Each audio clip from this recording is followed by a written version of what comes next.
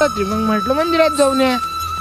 खामगावातलं प्रसिद्ध मंदिर, इथं लय दूर दूरून लोक येतात. आधी रात तू सांग. मग म्हटलं भाऊ फराळाचं करायच्या पहिले दर्शन करून घ्या. मग गेलो आम्ही दर्शन करायला. एक मोठं मंदिर होतं, एकदम प्रसन्न वाटलं.